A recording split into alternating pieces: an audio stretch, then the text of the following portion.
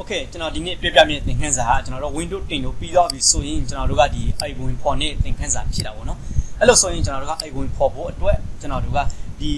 လွတ်နေတဲ့ဒီ desktop ပေါ်မှာကျွန်တော်တို့က right click ကိုနှိုက်လိုက်မယ်နော် right click ကိုနှိုက်လိုက်ပြီးပြီဆိုရင်ကျွန်တော်တို့ကဒီ personalize ဆိုတဲ့ဟာကိုထည့်ဝင်ပေးမယ် personalize ကိုကျွန်တော်တို့ကထည့်ဝင်ပြီးတော့ပြီဆိုရင်ကျွန်တော်တို့ကဒီ theme ကိုကျွန်တော်တို့ကဒီမှာဝင်လိုက်ပေါ့နော်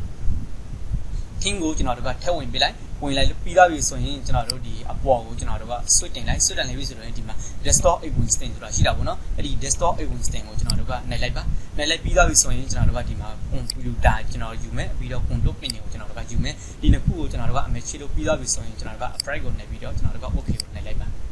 okay အဲ့လိုဆိုရင်ကျွန်တော်က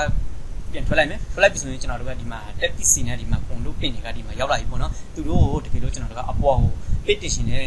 မှန်အတိုက်ကျွန်တော်တို့ကဖြစ်ရှင်နေဆိုရင်ပေါ့နော်တကယ်လို့မငြင်ဘူးဆိုရင်ကျွန်တော်နောက်ထပ်တစ်ခါကျွန်တော်တို့က show byte ကိုဝင်မယ်ပြီးတော့ link ကိုကျွန်တော်တို့ကနှိပ်လိုက်အဲ့လိုဆိုရင်သူ့နေရာနဲ့သူအစင်လိုက်ဖြစ်တော့တာပေါ့နော်